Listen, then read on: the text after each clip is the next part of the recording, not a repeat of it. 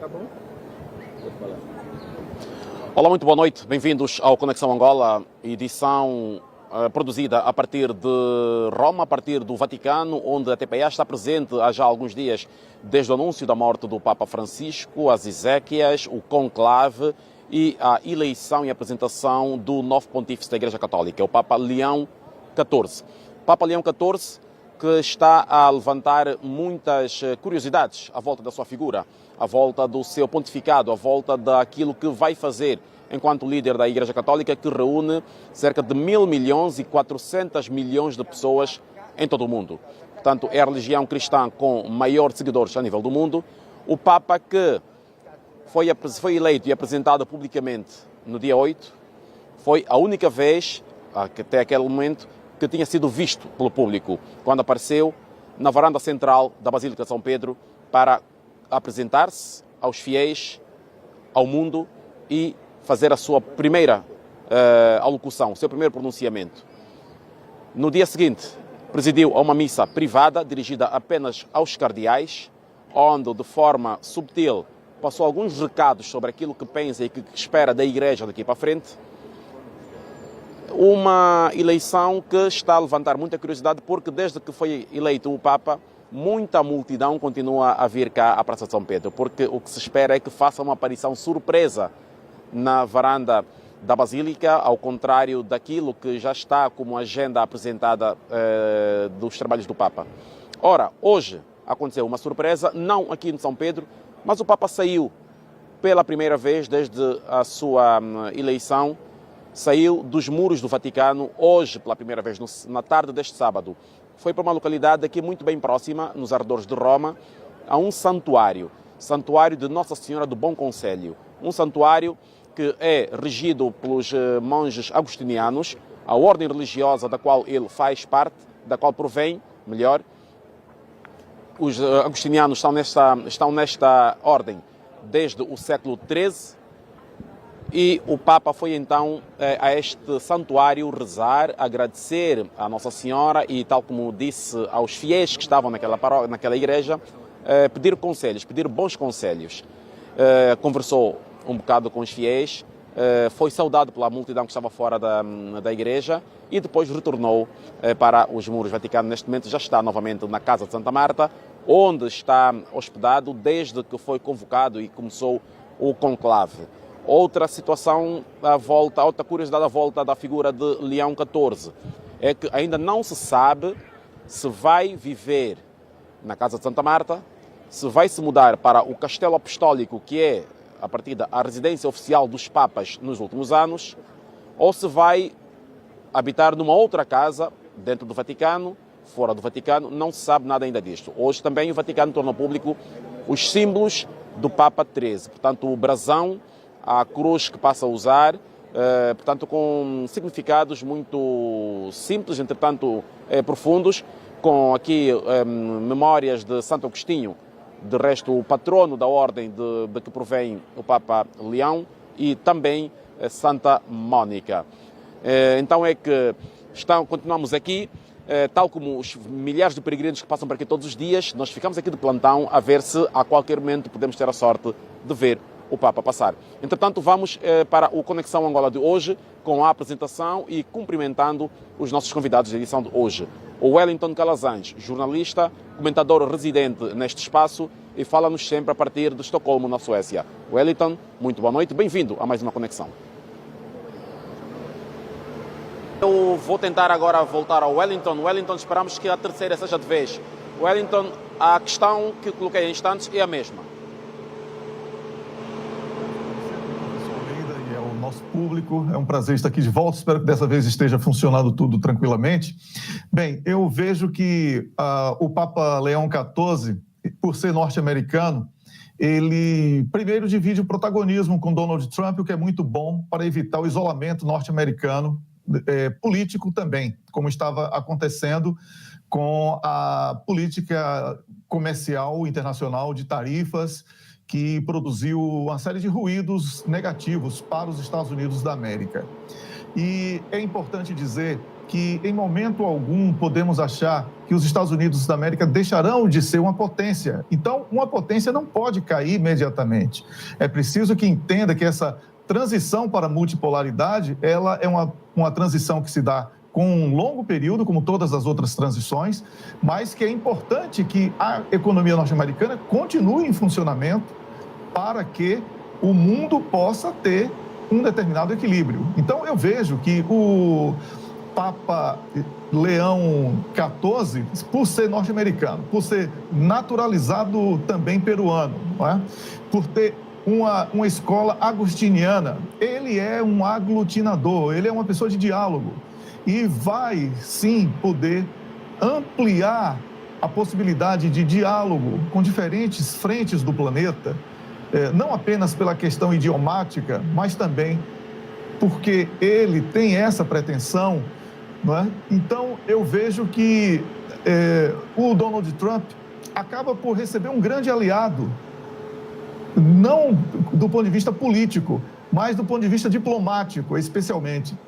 Porque com um Papa que promove a aproximação entre os povos, quebra um pouco aquela imagem de desafio que vinha sendo construída por Donald Trump desde o seu primeiro dia de governo, nesse seu segundo mandato. Então, aqui, David, uma questão de aproveitar bastante, o Donald Trump aproveitar bastante a existência de um Papa norte-americano pela primeira vez na história e fazer disso uma alavanca para aquela retomada que ele pretende dar aos Estados Unidos da América. É importante dizer que esse Papa, ele é um Papa que poderá trabalhar muito essa questão dos vícios em drogas dentro dos Estados Unidos da América. Ele tem uma série de trabalhos voltados para o combate a esse tipo de prática. Ele é um Papa que poderá fazer com que a América Latina crie uma relação melhor e vice-versa, né, com os Estados Unidos da América. Ele também é um Papa que tem possibilidade de fazer dessa grande responsabilidade de dar sequência ao legado de Francisco, ser um Papa capaz de ouvir aqueles que não têm voz. Então, é isso que eu consigo vislumbrar, David, com essa, do ponto de vista geopolítico, já que você me pediu essa primeira impressão, com essa chegada do Papa Leão XIV ao Vaticano. Agora, temos também que destacar uma série de outros aspectos que eu considero muito positivos, não é? É um Papa, como já falamos aqui, o professor Almeida também destacou isso, agostiniano. E o que é um Papa agostiniano? Uma escola, vamos chamar assim, daqueles que foram influenciados por Santo Agostinho e que é destacada pela primazia da graça divina sobre as obras humanas. Não é? E isso faz com que dois aspectos aqui muito importantes para a Igreja Católica sejam colocados. O primeiro, a Igreja Católica deverá resgatar as suas tradições e, ao mesmo tempo, mostrar à modernidade que não é a igreja que tem que ficar adaptada a todo instante ao que chamam de moda, e sim o contrário. As modas devem estar caminhando dentro de um princípio que é defendido pela Igreja Católica, que é o caminho do cristianismo. Então, isto também é uma interessante proposta que quebra um pouco essa questão de confundir o respeito ao outro, o respeito aos 10 mandamentos com adaptações a questões de gênero, a questões da cultura woke, como chamamos, e outras influências da modernidade que destoavam de uma série de aspectos dos princípios, não só da Igreja Católica, como também de outras religiões. Então, esse Papa também facilita o debate menos contaminado sobre essa questão do humano e do divino dentro da Igreja Católica. Então, David, temos aqui uma infinidade de outros temas que são muito relevantes. Também de se destacar que as ações do Papa certamente devem caminhar no sentido de restaurar a credibilidade da Igreja Católica, e isto passa também pelo combate à corrupção, pelo combate aos escândalos que, por vezes, mancham a imagem da Igreja, e também o desafio de recuperar a economia do Vaticano, que anda bastante debilitada.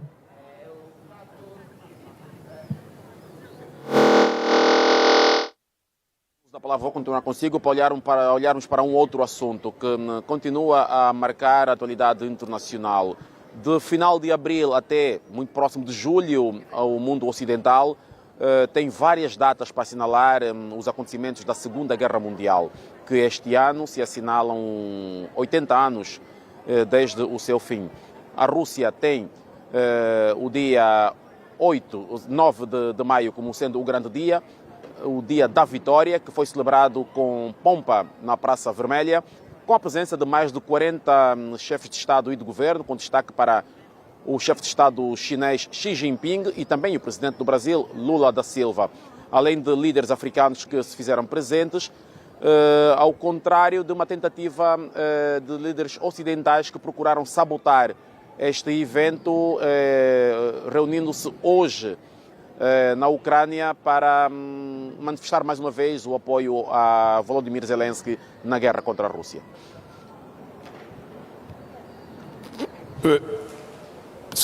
Hoje, simbolizada pela Rússia, que sempre foi a capital. Portanto, não há aqui que discutir datas. Quem decide isso é quem vence, e quem venceu foi a antiga União Soviética. A celebração desse 80º aniversário da vitória da Grande Guerra Patriótica, como os russos chamam, teve como ponto alto o desfile militar realizado na Praça Vermelha, na capital russa.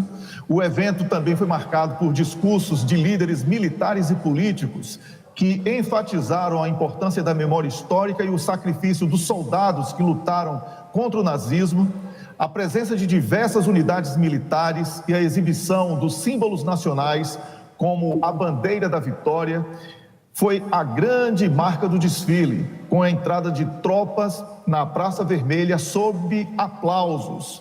Então, este evento não foi apenas uma visita ao passado, a apresentação da bandeira sagrada que simboliza a vitória sobre o fascismo, o comando das tropas por líderes militares destacados no desfile, a mensagem de congratulação pelo aniversário aos veteranos e cidadãos presentes, tudo isso, no seu conjunto, reforçou o discurso de exaltação aos valores de união e patriotismo entre os soldados e cidadãos russos. Tanto que a declaração sobre a luta continua contra ideologias agressivas, como o nazismo e também a russofobia, que tem sido tão notada ultimamente. E isso dá ênfase ao orgulho dos participantes da operação militar especial, como a Rússia chama, a presença na Ucrânia, como algo importante para combater entre outros, né, o batalhão Azov, que resgata o Bandeira como o seu grande líder, que era nazista. Então, esse foi um fenômeno muito importante da história russa. Foi uma celebração do Dia da Vitória na sua real dimensão, com a presença, como você destacou, de autoridades e de outras personalidades da comunidade internacional, o que também quebra a ideia de isolamento da Rússia, não é? E não há aqui debate sobre a instrumentalização política do passado. Então, quando falamos sobre o Dia da Vitória, é o dia 9, e não há o que discutir sobre isso. Lamentavelmente, e já entrando aí no terceiro ponto, né, que seria o terceiro tema de hoje, mas você já fez a introdução muito bem feita, né? A atual guerra na Ucrânia, ela tem procurado ser usada pelos europeus em especial, como um elemento para tirar o protagonismo da Rússia daquele momento grandioso da história que foi a derrota do nazismo diante do sacrifício do povo da antiga União Soviética. Quase 25 milhões de pessoas perderam as vidas para salvar o planeta do nazismo. Então, quando o Ocidente agora se vangloria de defender a liberdade pessoal como antídoto ao totalitarismo, e ao mesmo tempo está alinhado com regimes neonazistas como o Batalhão Azov, isso tudo depõe contra o Ocidente, em especial aos países europeus que estão nessa campanha para tentar manchar a história como ela realmente aconteceu. Então, essa contradição, ela expõe mais uma vez aí essa hipocrisia estrutural, e não podemos aqui também externar como se diz, a revolta, né, com essa situação de fazer de uma guerra que está acontecendo na Ucrânia algo que seja capaz ou suficientemente forte para recontar uma história já amplamente consagrada. Então, eu vejo que a Europa não poderá manter esse apoio a Kiev apenas a partir de uma retórica de distorção da história. Sabemos que, na prática, não tem mais condição de fornecer armas e apoio, especialmente se os Estados Unidos da América confirmarem que não irão mais manter aquele apoio que vinha sendo oferecido aos ucranianos. E eu vi nesse desfile do dia 9, não apenas o passado, eu vi um futuro com uma Rússia adaptada aos desafios e capaz de estender a mão para o diálogo, e isso será bom para todo o planeta, David. Obrigado, Wellington. Vou olhar para um outro tema que também está a marcar a atualidade internacional nos últimos dias, e volto ao Wellington.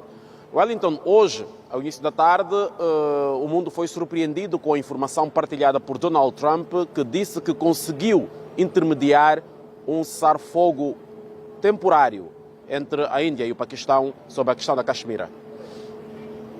2 horas também é temporário, né, David? Foram 2 horas apenas, o sonho acabou muito rapidamente, as hostilidades já voltaram, lamentavelmente. Era uma tentativa, sim, do Donald Trump de estabelecer uma retomada do diálogo entre Índia e Paquistão, algo que chegou a ser celebrado praticamente em todo o mundo, né? Mas aqui temos uma outra questão de um ator que hoje não está no nosso debate, que é Israel, mas quando Donald Trump levantou o diálogo com Benjamin Netanyahu, ele comprou uma grande briga. E os assessores que estão estimulando a Índia a insistência neste conflito são assessores sionistas ligados ao governo de Benjamin Netanyahu, e são belicistas, querem ver guerra e sangue, né? É a aptidão deles a todo instante. Então, lamentavelmente, temos aí 2 nações que dominam a tecnologia nuclear em conflito direto, algo que é muito perigoso para o planeta.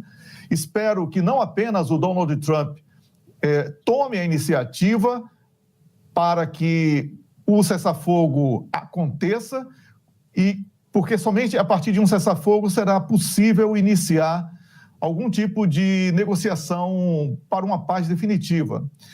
Não podemos aqui negar que existe o oportunismo para a propaganda de equipamentos bélicos, né, com uma grande desvantagem para os franceses, com os seus caças Rafale, que estão sendo derrubados aí por caças chineses, e toda uma propaganda tem dominado as páginas especializadas na geopolítica e também nas questões militares.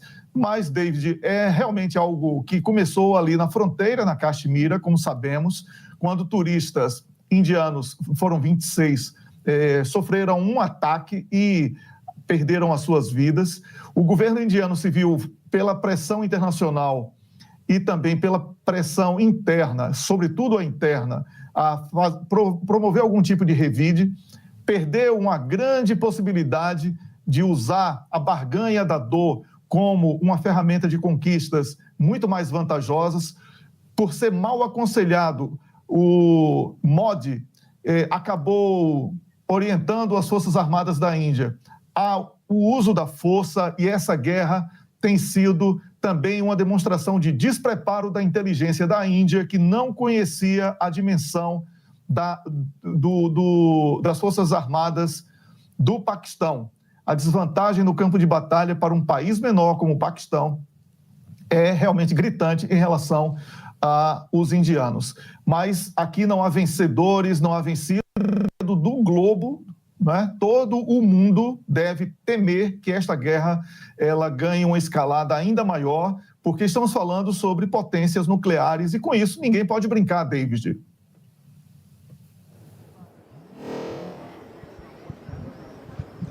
Obrigado, Wellington. Volto ao Wellington. Wellington, essa questão já havia colocado no programa passado e o professor Almeida agora voltou também a colocar.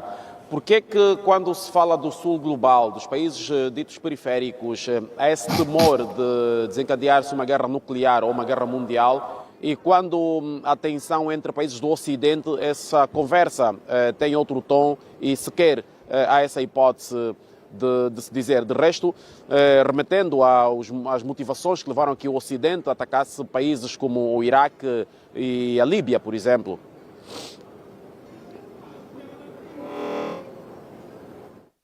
Uma questão maior, o egoísmo. A elite europeia, em especial, mas ocidental de um modo geral, né, é muito egoísta e acredita mesmo que aqueles bunkers que foram construídos serão capazes de protegê-las e isentá-las de qualquer tipo de consequência de um fenômeno de guerra que apele ao recurso nuclear, o que não é verdade. E quando fala sobre guerra, eu não gosto muito da expressão subglobal, mas já que você colocou assim, vou manter aí o respeito. Mas de países que você chamou de subglobal, nós vemos que o problema deles não é com a guerra nuclear, a preocupação não é essa. O problema é que são esses países que trabalham para eles, que produzem para eles. Não é? Por exemplo, com essa onda muito dura de taxação dos Estados Unidos contra a China, se houver uma guerra profunda entre Índia e Paquistão, e a Índia for a grande prejudicada, não haverá produção suficiente para atender demandas da economia interna norte-americana. Isso é apenas um dos exemplos dramáticos. Então, há uma necessidade, sim, de se preocupar com a questão da guerra nuclear, mas essa preocupação, lamentavelmente, ela é secundária, porque o egoísmo que não é reportado está exatamente na perda de privilégios de uma produção barata por parte desses países, que quando fazem essas guerras, eles não temem a questão nuclear, como você muito bem colocou, David.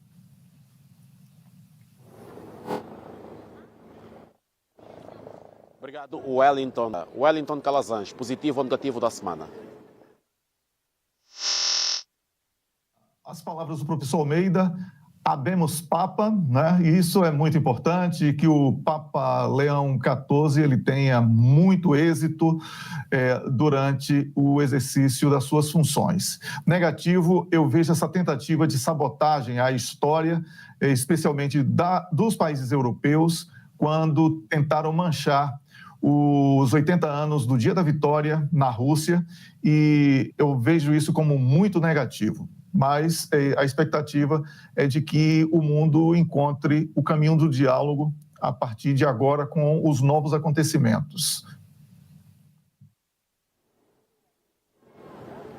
Obrigado, Wellington. Então, a ambos, professor Almeida Henriques e Wellington Calazans, quero agradecer mais uma vez pela presença e participação aqui no Conexão Angola, o nosso programa de comentário e análise da atualidade internacional, todo o sábado aqui na TP Notícias. Boa noite e até o próximo programa.